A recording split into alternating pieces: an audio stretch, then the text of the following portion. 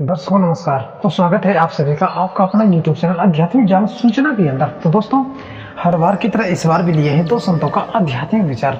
तो आध्यात्मिक विचार में एक तरफ है धीरेन्द्र कृष्ण शास्त्री जी महाराज और दूसरी तरफ है संत रामपाल जी महाराज। तो दर्शकों, आज हम जानेंगे क्या भक्त को लहसुन प्याज खाना चाहिए, क्या लहसुन प्याज खाने का कोई दोष है। तो आज जानेंगे इस प्रश्न को विस्तार से। तो चलिए ज्यादा समय ना लेते हुए शुरू करते हैं आज के आध्यात्मिक ज्ञान चर्चा।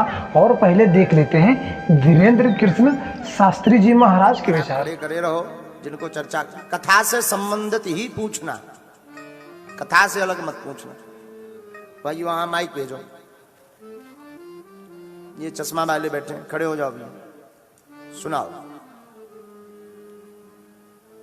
बोलिए क्या बात। बागेश्वर महाराज की जय। जय आपकी। पंडित जी, एक विचित्र प्रश्न है, बहुत दिनों से विचलित करे हैं। विचित्र प्रश्न? हाँ, जो हमने पहली बार नाम सुना। आप कहते हो कि प्याज और लहसुन का त्याग कर दें। हाँ। तो इसमें दोष का है, हमें ये नहीं समझ में आया अभी तक कि प्याज और लहसुन में दोष का है। वो जमीन में उगता है, जैसे आलू उगते हैं, मूली उगता है, वैसे ही। तो हमारे जो भाव दूर करें। बहुत सुंदर। लो अब तुम माइक पकड़े रहियो। अवनाई में प्याज और लहसुन इसीलिए नहीं पाई जाती। बहुत सुंदर प्रश्न है। पहले नंबर तो इन्हें ताली बजा के धन्यवाद दो। प्याज और लहसुन इसलिए नहीं पाई जाती क्योंकि प्याज और लहसुन का जन्म गंदगी से हुआ, राक्षस के मल से हुआ, इसलिए वो गंद, उससे दुर्गंध बहुत आती। तुमने देखा होगा खा के। मोह बसात अगर बगल में कोई खा के बैठ जाए, अलग मोह बसात। तो देवता अगर आना भी चाहें तो दुर्गंध के कारण देवता आ नहीं पाते हैं। हनुमान जी की कृपा हो नहीं पाती है क्योंकि वो राक्षस के मल से प्रकट हुई है, इसलिए प्याज और लहसुन खाना परिचित है जी। अब विचित्र प्रश्न समाधान हो गया जी। You sit down. जी। I speak in English, very very strong my English. तो अभी आप देखें धीरेन्द्र कृष्ण शास्त्री जी के विचार। तो चलिए अब जान लेते हैं जगत गुरु तत्वदर्शी संत रामपाल जी महाराज के विचार। अब क्या बताते हैं उन शास्त्र और साधना करने वालों के विषय में। अंतर लागी है जीनी के माया मूल किसी नी, सूचित करें आसन योग, सत नाम बिना सब रोग, सत नाम बिना सब रोग।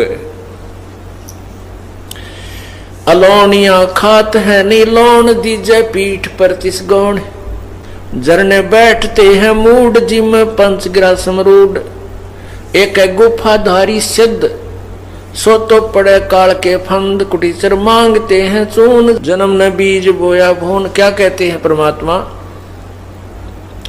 कबीर परमेश्वर द्वारा बताए उस ज्ञान की गरीबदास जी अपने मुखारविंद से उच्चारण करते हुए उसके कबीर परमेश्वर ने क्या बताया है।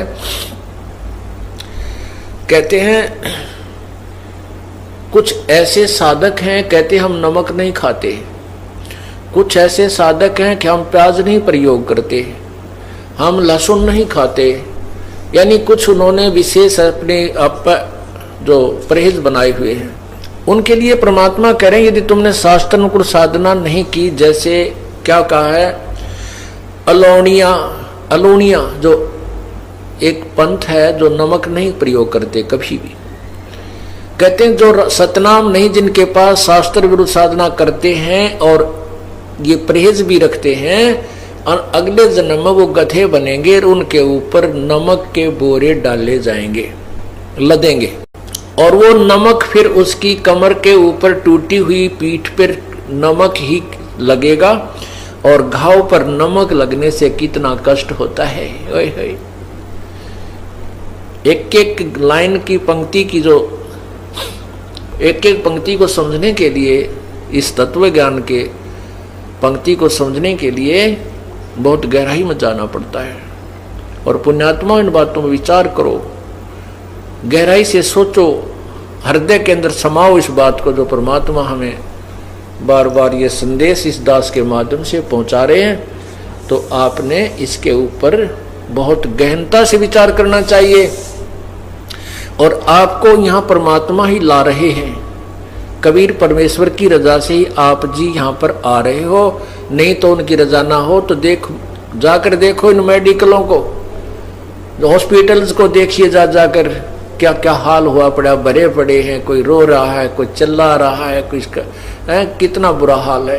और वहाँ एक एक महीने पड़े रहते हैं, एक महीना। यहाँ एक दिन भी मुश्किल से आप आ पाते हो, क्योंकि आपको काम के चिंता बहुत रहती है और आप भूल जाते हो कि हमारी चिंता करने वाला कोई और भी है। तो पुण्यात्मा जो सत्संग में आएंगे तो उनके वो समय बच जाएगा जो हॉस्पिटलों में जाकर पड़ा रहना छिड़ना था। और ये कृपा आपके ऊपर प्रभु की है कि आप यहाँ पर आ रहे हो। उसकी रजा के बिना आप यहाँ आ भी नहीं सकते। उसकी रजा कब होगी? जब आपकी सच्ची श्रद्धा से उससे प्रार्थना करोगे, रोगे उसके आगे, प्रभु हमें भी कुछ समय दो, हम आपकी महिमा सुनने के लिए सच्चे दरबार में पहुंच सकें। जब हृदय से मांगोगे तो वो रास्ता भी वही निकालेगा आपके। आप ऊपरले मन से कहते रहोगे तो नहीं आ पाओगे, कोई न कोई आंट अडांस बनी रहेगी और आंट अडांस भगवान बिना ठीक नहीं हो सकती। ये तो अंडरस्टूड है, क्योंकि जब राजाओं के भी आंट अडांस बनती है, उनके भी कोई कार्य रुक जाते हैं तो वो भी संत भगवान की तरफ चलते हैं, संतों को ढूंढते हैं कि हमारा ये कार्य सिद्ध हो। तो इसलिए हम क्यों ना पहले ही उस हॉस्पिटल में पहुंच जाए, उस परमात्मा के दरबार में पहुंचे जहां से हमारे सब कार्य आंट अडांस ठीक हो जाए। तो यहां क्या बताते हैं? झरने बैठते हैं मूड जिम पंचग्रासम रूड। कई पानी कमा बैठ जाते हैं, ऊपर से एक मटका भर के पानी का उसके अंदर सुराख कर देते हैं कई, और फिर उसके अंदर मटके डालते रहते हैं 2-3 घंटे तक। वो ऐसे रिहर्सल करता है। कुछ वैसे जाकर के जल में खड़े होकर के, जहां से झरने ऊपर से गिर रहे हैं वहां खड़े होकर सर्दियों के समय में वो बर्फ जैसे पानी में खड़े होकर के भक्ति करके दिखाते हैं। तो आम व्यक्ति ये सोचता है कि ये है वही भगत, ये है सही संत, इतनी सर्दी में और ऐसे ठंडे पानी में 2-3 घंटे से खड़ा है, ओहो। तो उसके लिए बताते हैं झरने बैठते हैं मूड, वो मूर्ख जो इस तरह की साधना करते हैं। और जिम में पंचग्रासम रोड, कुछ एक ऐसे हैं कि हमने तो बस 5 ग्रास ही खाने हैं, उसमें कितना ही खाया जाए उससे अधिक हम आहार नहीं करते। तो परमात्मा कहते हैं सतनाम नहीं है तो ये भी तुम्हारी बनावटी बातें हैं, इससे कोई लाभ नहीं है। एक है गुफाधारी सिद्ध, सो तो पड़े काल के फंद। एक गुफाओं में बैठे हैं और उनको सिद्ध मानते हैं, सिद्धि तो आ जाती है। सिद्धि तो ये हमें चाहिए ही नहीं। ये सिद्धि इस भक्ति मोक्ष मार्ग में सबसे बड़ी बाधक है, क्योंकि जैसे वेदों के किसी भी मंत्र के बार बार जाप करने से, उससे अनुष्ठान करने से उसमें सिद्धियां आ जाती हैं और उन सिद्धियों के आधार से वो किसी की हानि किसी को लाभ दे सकता है। जैसे मैंने कमाई कर ली, मैंने मजदूरी की और 2-4 हज़ार रुपये इकट्ठे कर लिए, तो मेरे पास कोई आता, किसी ने 100 रुपये दे दूं, किसी को 200 दे दूं, तो वो मेरी वाह वाह करेंगे, गुणगान करेंगे और मैं मजदूरी आगे कर नहीं रहा हूं और बैठा हूं। तो फिर क्या होगा कि मैं भी कंगाल, और फिर वो मेरे से ले गए थे वो भी आगे उनको कुछ नहीं मिलने का। तो यहाँ फिर वो महिमा के पात्र बन जाते हैं। सिद्धि प्राप्त प्राणी अपने वचन से किसी की हानि किसी की लाभ एक्स्ट्रा कर देते हैं, अपनी कमाई को बांट देते हैं और स्वयं वो कंगाल हो जाते हैं। तो उनके लिए कहते हैं फिर वो पशु बन जाते हैं, गधे बनते हैं। एक है गुफाधारी सिद्ध, सो तो पड़े जम के फंद। वो भी काल के जाल में फंसा रहेगा। जो गुफाओं में बैठा सिद्ध कहलाता है, दुनिया उसके दर्शन के लिए बाहर खड़ी रहती है। अर्पण करें बहु आचार, पोथी लिए खरका बार। चिन्या नहीं रमता राम, कुटन बहुत हुए बेकाम। अवगत आप है लोलीन, खोजी खोज कर आकीन। पैरे मुद्रा एक कान, जोगी जोग का ना जान।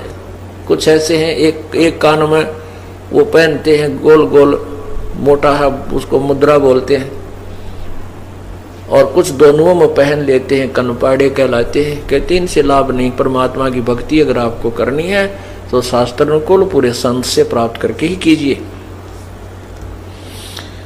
कनफटिया कलंदर कूड़ अवगत साहेब महल साहेब दूर, भरमी भरम की बाजी कबूले पंडिता का जी है। भरमी भरम की बाजी कबूले पंडिता का जी। दोनों धर्मों के ये गुरु लोग पंडित और काजी दोनों ही तत्व ज्ञान से अपरिचित हैं। ये भी मनमुखी साधना ही जनता को बता रही है।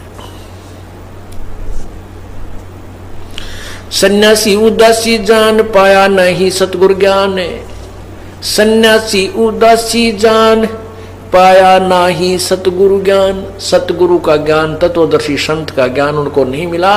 ये सभी व्यर्थ हैं, उदासी भी और सन्यासी भी। इनको यथार्थ भक्ति का ज्ञान नहीं है। मौनी मौनिया रहते के दो जग धुंध में बहते, पौनी पन पवन पौनी करें पवन उपासना बिन तोड़ते हैं श्वास। पटन घाट से नहीं प्रीत जिनको कहे कौन अतीत, बजरी बांधते हैं सोए कहीं नहीं, कहीं बिन बंदगी क्या हो, कहो बिन बंदगी क्या हो।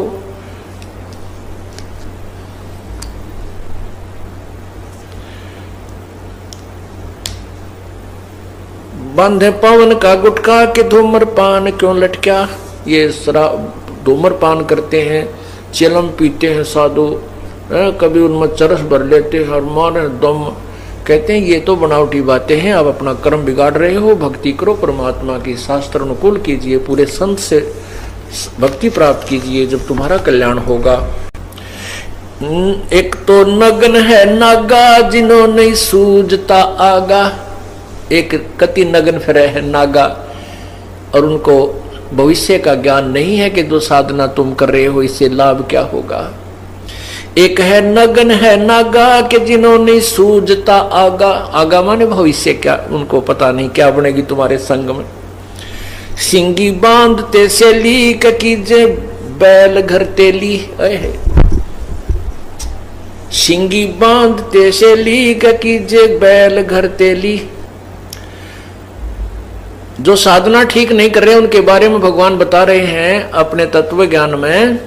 कबीर जी बता रहे हैं कि जो ठीक साधना नहीं करते और ये नगन फिरते हैं, निवस्त्र रहते हैं, कहते अगले जन्म में तेली के बैल बनेगा, बैल बनेगा और तेली के यहाँ तुझे जोत दिया जाएगा कोहलू में। सुबह चलता कर देता है तेली। पहले पुराने समय की बातें हैं, अब तो खैर इलेक्ट्रिक सिस्टम हो गया सारा। उसमें बैल को एक कोल्हू में जोत दिया जाता था और वो अपने आप सारा दिन चलता रहता था, उसकी आंखें बांध दी जाती। तो अभी आप देखिए दोनों धर्मगुरुओं का आध्यात्मिक विचार। तो आध्यात्मिक विचार में किसका ज्ञान सही था, कमेंट में आप हमें जरूर बताइए। तो मिलते हैं फिर से एक न्यू वीडियो के साथ, जब तक के लिए धन्यवाद।